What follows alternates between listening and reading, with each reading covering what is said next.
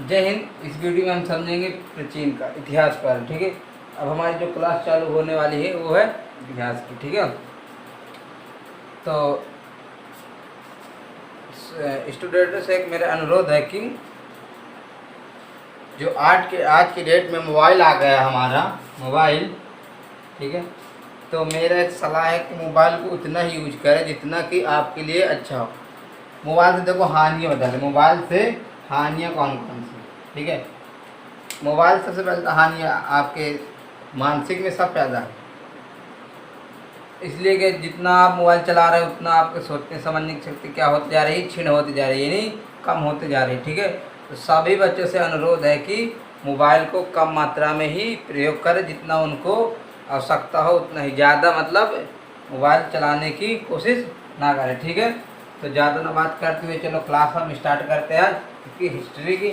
ठीक है, इतिहास, इसकी इतिहास यानी हिस्ट्री। सबसे पहले हम देख लेते हैं इतिहास को तीन काल में बांटा गया है। ठीक है, तीन भागों में बांटा गया है। ठीक है, सिंपल से पहले भाग बात कर ले तो प्राचीन काल, जो हमने अभी डाल रखा बोर्ड में, ठीक है ना, प्राचीन इतिहास है प्राचीन काल। ठीक है, दूसरा मध्यकाल और तीसरा आधुनिक। ठीक है, हम इनको डिटेल समझे, पहले पढ़ेंगे, पहले क्या पढ़ेंगे, प्राचीन पढ़ेंगे, फिर मध्य पढ़ेंगे, फिर आधुनिक पढ़ेंगे। ठीक है, तो एक छोटी सी इतिहास की परिभाषा बता देते हैं एकदम सिंपल से छोटी भाषा में। अतीत का अध्ययन इतिहास कहलाता है। अतीत का अध्ययन इतिहास कहलाता है। क्या कहलाता है? अतीत का अध्ययन इतिहास कहलाता है। या फिर अपने भाषा में कहें तो बीती हुई घटनाओं को, ठीक है, बीती हुई घटनाओं को क्या कहते हैं? इतिहास कहते हैं। याद हो गया? सिंपल छोटी सी बात है, बिल्कुल शॉर्टकट में। ठीक है, याद हो गया? चलो अब चलते हैं। देखो कभी कभी बहुत अच्छा क्वेश्चन पूछ लेता है इससे से दो। कौन कौन से? इतिहास के जनक के बारे में पूछ लेता है। किसके बारे? इतिहास के जनक। ठीक है, देखते इधर इतिहास के जनक। ठीक है, इतिहास के जनक कौन है? हेरोडोटस। कौन है? हेरोडोटस। ठीक है, और एक इसमें इम्पोर्टेंट दो प्रकार के दो क्वेश्चन बहुत ही इम्पोर्टेंट। एक तो ये इतिहास के जनक आपको बहुत याद रखना पड़ेगा। ठीक है, और मानव जाति का पालना किसे कहते हैं? मानव जाति का पालना किसे कहते हैं? मानव जाति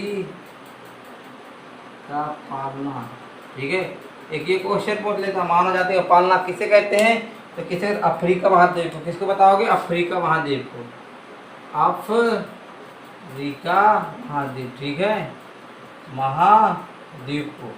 ठीक है, एक और पूछते सभ्यता का पालना पूछ लेते हैं। किसको? सभ्यता का। जैसे पूछते सभ्यता का पालना किसे कहते हैं? मालूम है? नहीं मालूम? चलो इसको भी बता देते हैं। सभ्यता का पालना। ठीक है, किसका? सभ्यता का पालना एशिया महाद्वीप को कहते हैं। किसको? सभ्यता का पालना एशिया में। सभ्यता। ठीक है, सभ्यता का पालना इसको एशिया। ठीक है, इसको एशिया महाद्वीप को। ठीक है, महाद्वीप। अगर समझ में नहीं आ रहा तो रुको में।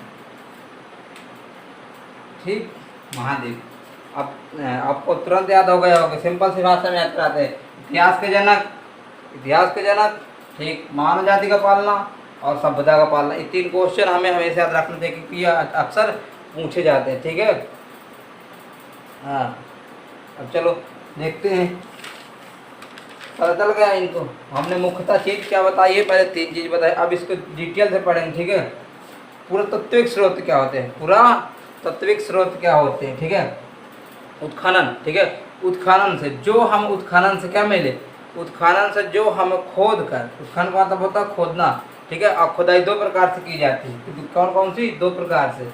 सबसे पहले हम बात करें तो उत्खनन के बारे में थोड़ा। ठीक है, खोद कर जो सामान हमें मिलता है। ठीक है, उत्खनन या खोद कर जो हमें सामान मिलता है, जैसे कि आपका क्या हो गया?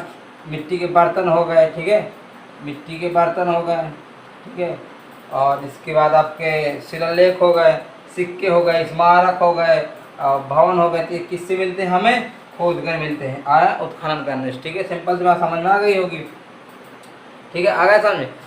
और अधिकतर खुदाई किस अगर कोई एक क्वेश्चन बहुत अच्छा पूछ लेता है, जैसे कोई हमें सबसे ज़्यादा चीजें सामान सामग्री कहाँ से मिली है? तो टीला से मिली है। कहाँ से मिली है? टीला। ठीक है, टीला। टीला इस प्रकार का होता है, जैसे ये मान लो एक मिट्टी की परत हो गई, एक की मिट्टी की परत इस तरह, ठीक है, या कहो कि एक ऊंचाई सी, ठीक है, ऐसे में, ठीक है। टीला हमें टीला की खुदाई से ही सबसे ज़्यादा हमें क्या प्राप्त हुआ है? सबसे ज़्यादा हमें क्या प्राप्त हुआ है? और कोई पूछे तो सबसे ज़्यादा हमें टीले से ही साक्ष्य प्राप्त हुए हैं, ठीक है, प्राचीन काल के। ठीक है, अब खुदाई दो प्रकार से होती है। कितने प्रकार से होती है? दो प्रकार से। देखो, एक देख लेते हैं कौन कौन से।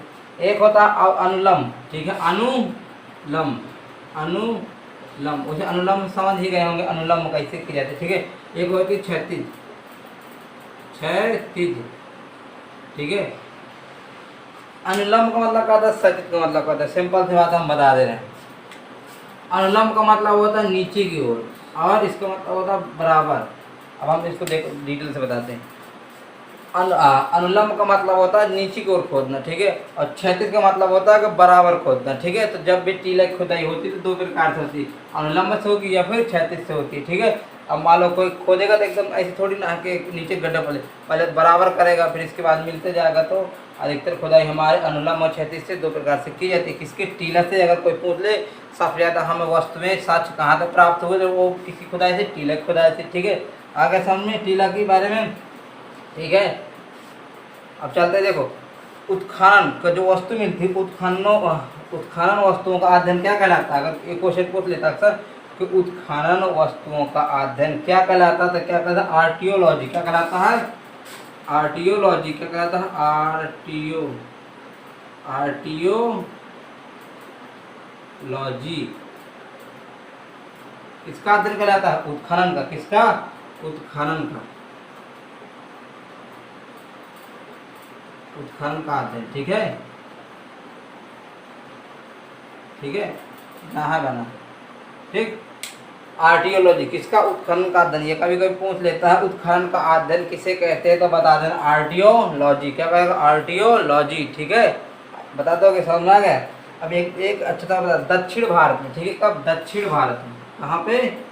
दक्षिण भारत में, दक्षिण इंडिया, ठीक है, दक्षिण भारत में। देखते हैं, कुछ लोग 100 के साथ क्या कहते हैं? दक्षिण भारत में कुछ लोग 100 के साथ क्या औजार आपके जैसे हो गए, औजार, औजार और मिट्टी के बर्तन, ठीक है, मिट्टी के बर्तन, और हथियार जो आपका रहते थे आदि, ये 100 के साथ क्या कहते थे? दफनाते थे, ठीक है, दफनाते थे। मान लीजिए कि यहाँ पे जैसे कोई किसी 100 मतलब समझ रहे हैं ना, किसी डेड बॉडी को, ठीक है, जब कोई व्यक्ति मर जाता है उसकी बॉडी को दफना देते, ठीक है। तो जब वहाँ पे दफनाते थे, मान लो आपका कब्र हो गया, क्या हो गया? कब्र हो गया, तो कब्र के ऊपर क्या करते थे? बड़े बड़े से, ठीक है, समझ में आ रहा कि नहीं आ रहा? कब्र के ऊपर बड़े बड़े से क्या रख देते थे? पत्थर रख देते थे। क्या रख देते थे? बड़े बड़े से। मान लीजिए पत्थर रख दिया कब्र के ऊपर, ठीक है, क्या रख दिया? बड़े बड़े पत्थर रख दिया, ठीक है। ऐसी स्मारक को, जैसे मान लो एक स्मारक बन गई, तो ऐसी स्मारक को क्या कहते थे? ऐसे स्मारक को क्या कहते हैं? महापाषाण काल, ठीक है, क्या कहेंगे? महापाषाण काल, मेगालिथ कहते थे। क्या कहते हैं? मेगालिथ, क्या कहते थे? मेगालिथ। ये कभी का क्वेश्चन ऐसे पूछ देता है, ये ऐसे स्मारक को क्या कहते हैं? तो मेगालिथ कहते हैं जी। कभी कभी पूछ लेता है कि कब्र के ऊपर रखे पत्थरों को स्मारक को क्या कहते हैं? तो आप बता दीजिए, क्या कहते हैं? मेगालिथ कहते हैं, ठीक है, समझ में आ गया? क्या कहते हैं? मेगालिथ कहते हैं, ठीक है। इतना आ गया समझ में? चलो आगे और चलते हैं, देखते हैं। अगर इतना स्क्रीनशॉट लेना चाहते तो आप ले सकते हैं, कोई दिक्कत नहीं है। देखते हैं रेडियो कार्बन डेटिंग मशीन, ठीक है, रेडियो, मैं आपको लिख के बता दूँ, रेडियो है लिखे, ठीक है, कार्बन डेटिंग, ठीक है। यह एक ऐसी मशीन है, क्या है? ये मशीन है, क्या बताती है? यह वस्तु, सिंपल से बात समझना, बहुत अच्छे तरीके से समझना, ठीक है। रेडियो कार्बन डेटिंग एक ऐसी मशीन है, इसकी सहायता से हमें यह जानकारी मिलती है कि यह वस्तु किस काल की है, ये कितने समय की है, कितने वर्षों की है, ठीक है। अगर समझ, सिंपल सी बात है, क्या क्या पता चलता है हमें? इसमें काल पता चल जाता है, ठीक है, समय, वर्ष पता चल जाता है। ठीक है, हाँ, इससे हमें पता लगाने में क्या होती है, बहुत सहायता मिलती है। जितनी भी हमें वस्तु मिलती है हमें सब यही पता लगाते हैं। ठीक है, उत्खनन से जो वस्तु मिलती है तो रेडियो कार्बन डेटिंग मशीन से हम क्या पता कर लेते हैं कि यह वस्तु इस काल की है। आगे समझ में आ गया? ठीक है, वह समय क्या, वह समय जब मानव क्या करता था, पत्थर का प्रयोग करता था। ये पत्थर के औजारों का, हथियारों का प्रयोग करता था। क्या कहलाता था? पाषाण कहलाता था, पाषाण काल कहलाता था। जैसे देखो मैं बता रहा हूँ आपको, मानव, ठीक है, मानव जब क्या करता था, पत्थर के औजारों का, ठीक है, पत्थर के औजार हथियारों का प्रयोग करता था, तो क्या कहलाएगा? पाषाण, क्या कहलाएगा? पाषाण काल कहलाएगा। क्या कहलाएगा? पाषाण काल। मैं लिख के भी दे रहा हूँ आपको, पाषाण काल कहा जाता है। ठीक है, इतना आप समझ ही जाएंगे। वह समय, इसी की पहचान बता रहे हैं, वह समय जब मानव पत्थर के औजार हथियारों का प्रयोग करता था तो क्या कहलाता था? पाषाण काल कहलाता था। क्या कहलाता था? पाषाण काल कहलाता था। ठीक है, आगे समझ में, चलो आगे चलते हैं। भारत में एक क्वेश्चन आपको बता दें, भारत में सर्वप्रथम, बताइएगा, बहुत अच्छा क्वेश्चन। भारत में सर्वप्रथम 1853, ठीक है, भारत में सर्वप्रथम 1853 में, ठीक है,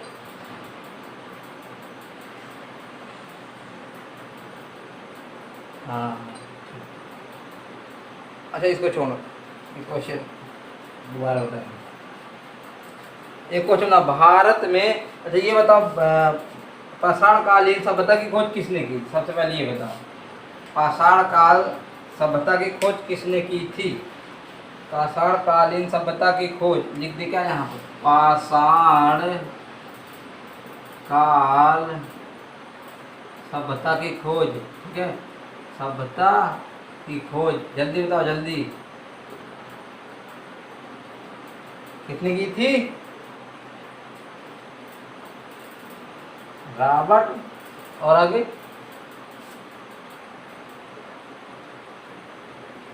ब्रूस,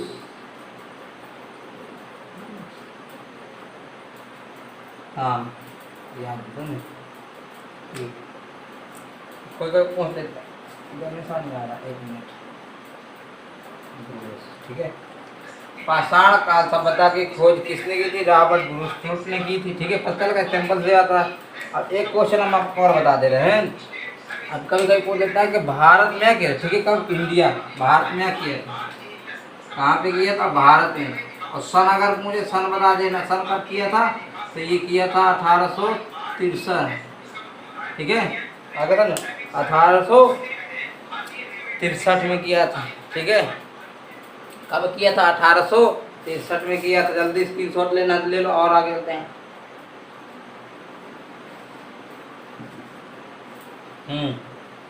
ठीक है, पता चल गया। चलिए आगे चलते हैं।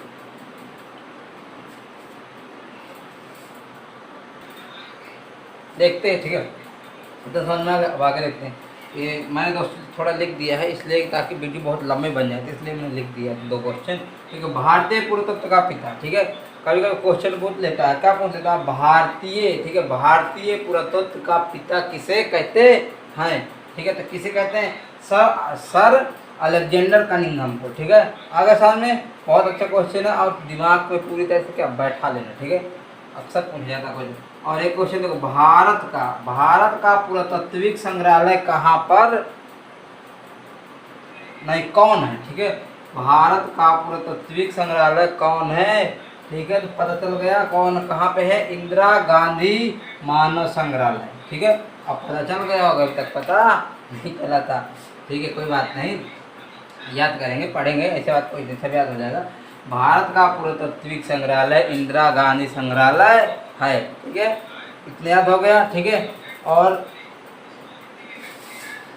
जो कि क्या है, एक इसमें और क्वेश्चन पूछ लेता है, क्या पूछ लेता है? जो संस्कृति जानते ना, जो संस्कृति मंत्रालय के अधीन है। ठीक है, किसके मंत्रालय? सांस्कृतिक मतलब जानते हैं ना, हाँ, संस्कृति मंत्रालय के क्या है, ये अधीन है। मिलने वाले धातु के आधार पर नामकरण, ठीक है, मिलने वाले धातु के आधार पर नामकरण क्या करते हैं, इसका जो होता है हमारा क्रिश्चियन थॉमस ने किया था, ठीक है। इसका क्या नाम किया था, जब एक क्वेश्चन लिख देगा ये वाला क्वेश्चन, नहीं अगर आ रहा तो लिख देंगे, चलो इसको कल बताएंगे, कोई टेंशन नहीं, नेक्स्ट वीडियो में जब हम बता देंगे पूरा आपको, ठीक है। दोस्तों आप बिंदास इसके स्क्रीनशॉट लेना चाहते हैं स्क्रीनशॉट ले लीजिए, ठीक है, कोई दिक्कत नहीं है, ठीक है। अब हम कल पढ़ाएंगे कॉइन्स, ठीक है, इसका पार्ट यहीं से ख़त्म कर देंगे, मतलब आपको ना पूरा एकदम डिटेल से पढ़ाएंगे, सब थोड़ा थोड़ा करके पढ़ाएंगे। अगर आज एकदम पूरा पढ़ा देंगे तो आपको भूल जाएगा, इसलिए दोस्तों एकदम अच्छे से पढ़ाएंगे, हर प्रकार से पढ़ाएंगे, देसी से पढ़ाएंगे, खाली खड़ी बोली से पढ़ाएंगे, ठीक, कोई बिल्कुल आप हिचक छोड़ दो, ठीक है। आपको खाली क्या करना है, 2 से 3 साल आपको लगाना है पढ़ाई में, ठीक है। कोई बात नहीं, दिक्कत, नो टेंशन, नो हिचक, कोई टेंशन नहीं लेने का, आपको पूरा एकदम हम क्लियर समझा देंगे। देखते हैं आप कि मैं हर भाषा बोलता हूँ, अपनी भाषा बोलता हूँ जो हमारे यहाँ चलती है बुंदेली, वो भी मैं बोलता हूँ, ठीक है, और आपकी खड़ी बोली बोलता हूँ। भाई दोस्तों मुझे क्या है ना, सब सर्वप्रथम मैं भी आपके जैसा ही था, ठीक है, गांव से पढ़ा लिखा हूँ, तो इसलिए मुझे नॉलेज है कि भाई किस तरह किसको समझाना, किसी को खड़ी बोली समझ में नहीं आती, इसलिए हम तो देसी तरीके का प्रयोग भी कर देते, ठीक। तब तक के लिए जय हिंद, कोई टेंशन नहीं लेने का, रोज़ पढ़िए, आगे बढ़ो, तब तक के लिए जय हिंद, जय भारत।